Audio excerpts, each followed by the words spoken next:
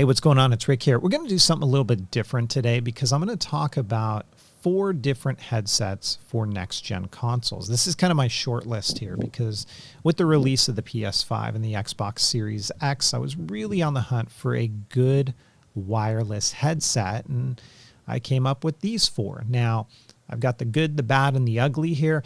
Thing with headphones is everybody's going to have a difference of opinion because what sounds good to me may not sound good to you. And also from a comfort perspective, what feels good on my head with these headsets to me might not feel good to you. So take it with a grain of salt, but I'm going to let you know my experience and hopefully it helps you guys to make a decision. Now, from left to right, we've got the PlayStation Pulse 3D wireless headset, only going to work on PlayStation. We've got the Corsair HS75XB wireless, designed for your Xbox as well as PC. Then we've got the Cairo Pro by Razer. This will work on the Xbox as well as PC. And then this one, the SteelSeries Arctis 7X wireless, it's going to work on everything. So PlayStation, Xbox, PC, even the Nintendo Switch, you get it all here. And so that is really nice from a compatibility standpoint. But how do they all sound and how's the mic pickup? So that's what we're going to dive in here today. So let's open it up with the PlayStation Pulse 3D wireless headset. And this one gets a ton of attention and it seems like it's always sold out. It's going to run you about $99. And honestly, I don't know why. I don't know why this one's always sold out because out of the 4 headsets that I'm talking about today, this is the one that I would quickly return. I mean, without hesitation. And there's a couple of different reasons for that. I mean, yeah, it's about $50 cheaper than the other ones at $99 versus about $149. But the audio quality is really missing the low end of the spectrum. So you are going to get mids, you are going to get highs, but the low end just almost is non-existent. So you're going to miss out on the rumble of an explosion or the thumping of gunfire. It really isn't there. And so when you look at this and you say, well, it's fine-tuned for 3D audio on the PS5, well, you know what? That's a component of the console, not the headset. So you can get that with other headsets, not specific to this one. Now, the other thing about this headset is its build quality. It feels very, very plasticky. And while the fit is fine for me, it's got kind of that ski goggle headband fit, it feels really cheap in the hand. And the ear cups, they're comfortable enough. It's a fake leather-like material. Time's going to tell how that holds up.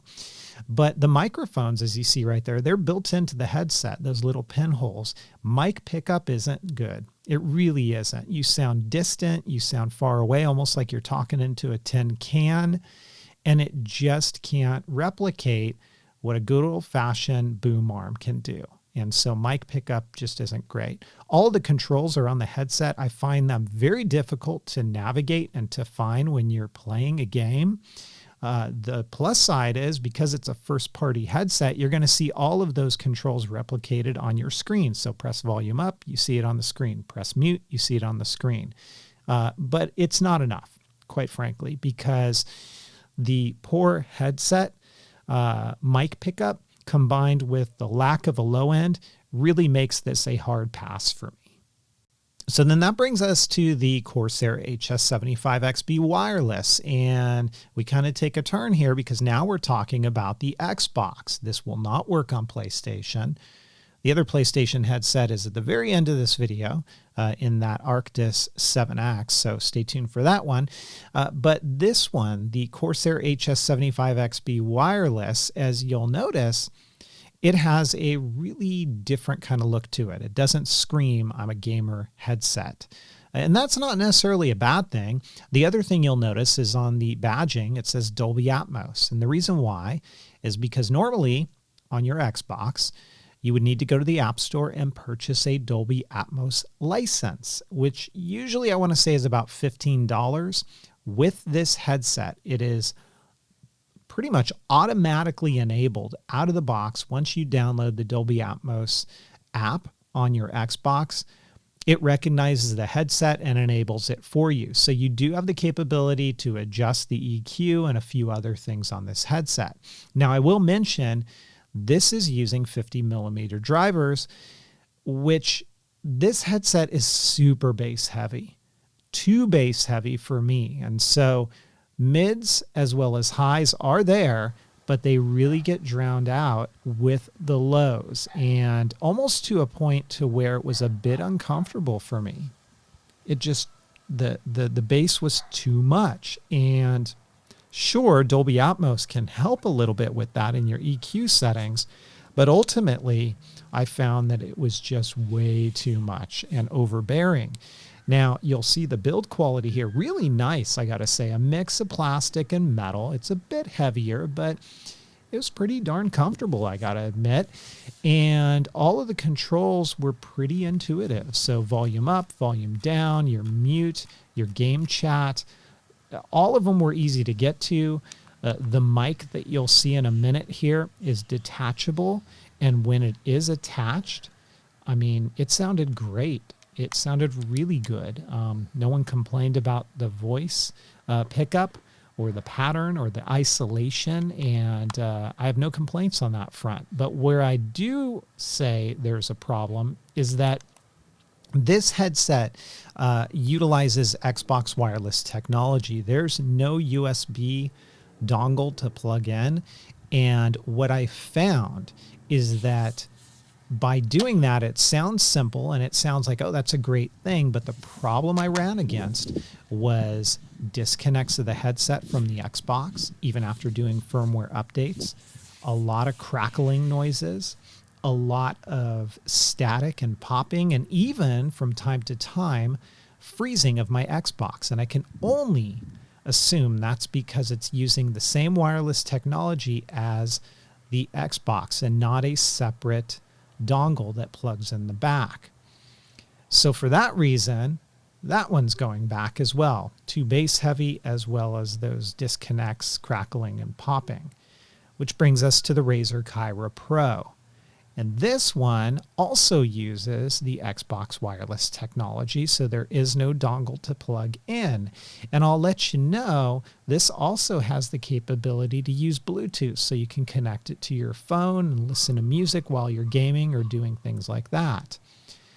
I gotta tell you, one of the things that I've learned throughout this experience of using these different headsets is I would advise going against a headset that uses Xbox wireless technology. Again, go with something that has its own USB dongle that plugs in, because this headset also suffered, although not as bad as the Corsair, it suffered the same sort of static popping and dropping of the audio signal when connected to the Xbox, as well as some of the freezing that I experienced. Again, I think there's a conflict happening between the freezing of the controller, the wireless Xbox controller, and the wireless signal on these headsets. And so that was a problem.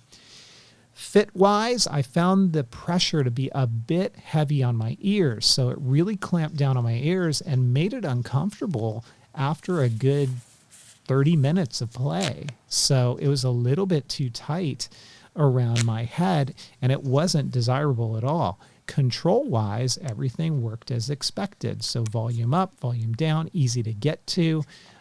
Your mute switch, your game chat, it all worked just fine. And it also has a detachable microphone that sounds great. So there's no problem in the mic. I mean, you've got a little bit of bass in your voice and all of that. From a sound perspective, these are also 50 millimeter drivers, and they were a little bit heavy, not as bad, nowhere near as bad as the Corsair. So you do get your mids, your highs, and your lows here. And if these fit a little bit better, and if they had a USB dongle instead, I might consider keeping these. But because of the disconnects, because of it fitting a little bit too tightly against my ears, and also because that bass was just a little bit too heavy, these are going back as well. You'll also notice they swivel really, really easily. So that was another thing that over time, I'm not sure how they're going to hold up. But, you know, not bad.